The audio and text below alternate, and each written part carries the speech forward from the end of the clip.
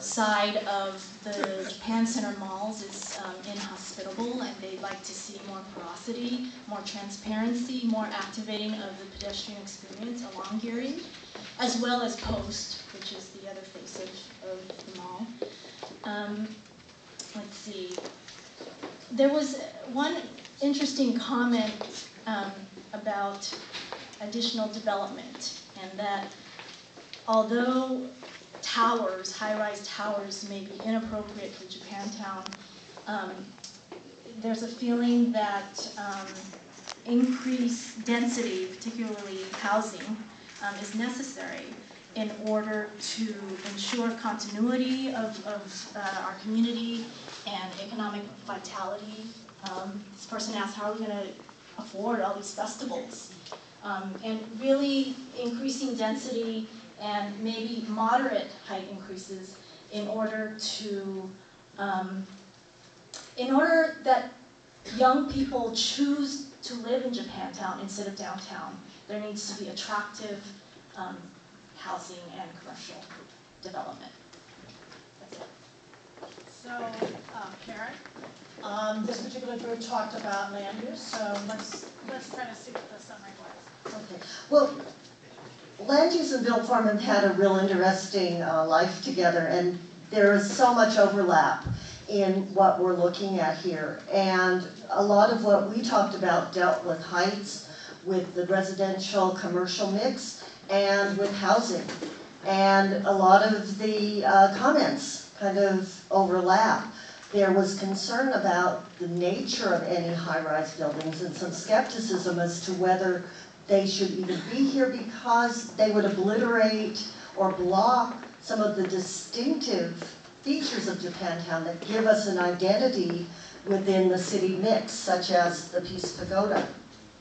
There was concern that we do have housing needs that are not being met for seniors, people with disabilities, young people, young families that are starting out, and we need to find ways to include those people and provide housing that fits their needs, and so will attract a community back here that has an interest in maintaining Japantown as a community. This was tied very much to the kinds of retail that people wanted to see. There was a lot of interest in possibly having a major Japanese department store, something that would be a real anchor, that would draw people here, but there was a concern that there not be too much high-end exclusive shopping, because that would kind of take away from the neighborhood feel. So a real mix that would draw people in, that would provide for the residential community, the local community, as well as people who are coming from the outside. And we talked a little bit about parking as well, and the general feeling was, yeah, we could use more parking. Whether it's an issue of housing or retail, that's an important issue here. Even though we have pretty good bus transit, it isn't at the level that people need yet to go without their cars. And so we're trying to look at balancing all those different kinds of issues, and a lot of things where it depends on if. And so those are the ifs that we're going to face in the next round. Thank you very much, Karen. And Hiroshi, excellent.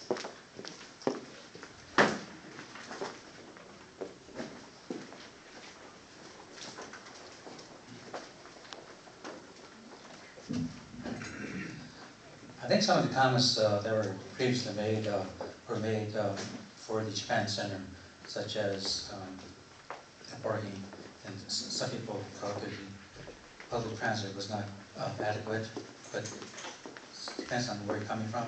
This person was coming from Mission, so that might involve transfers. The most renovation, everyone said that they would prefer renovation over demolition. And there was many comments in regards to youth, that there is no a regular focal point for youth activities or youth gathering places or things that they could do other than go to the restaurants or shops. So they wanted, in some cases, activities for youth. What was mentioned several times was that the bowling alley, that was a major loss, and that perhaps something could replace that. That was a rather tragic loss. Other things in regards to Japan Center was unique shops. Some people said that they would come to Japantown if they had unique shops that they could not buy things elsewhere. This idea about a department store was also brought up in one of our sections.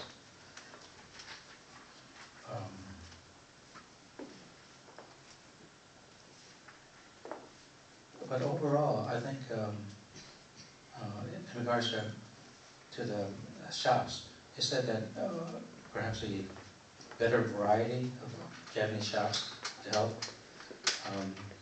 Another person said that the restaurants in Japantown are not necessarily the best, and that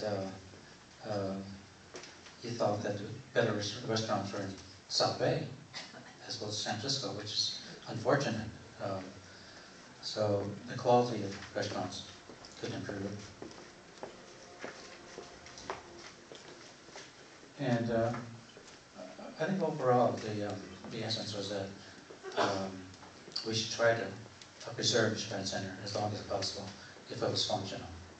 And whatever renovation could be done, perhaps should be considered, depending on the financial feasibility. And I think that was it. Thank you very much for all of your ideas this evening. It was very important to get your input. As someone who was also listening to input, this is somebody holding up a evaluation sheet. One of the things that we learn as we do these meetings are specific ideas and suggestions about going forward. So one of the things I learned very quickly is that some people would like to know actually where is the entire Japantown plan that you could take a look at.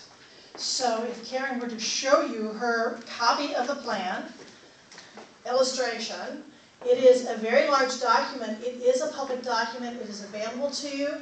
I get to my copy by going to this website, JCCNC, which is your community center. So it's the 3 C's. Well, and then NC. So JCCNC.com, and that is the Japanese Cultural Community Center of Northern California.com, and at that site is where I go to. What did I say? Did I say .com? Okay, so whoever I've given this to, I was wrong. So JCCC, 3 C's, JCCCNC.org.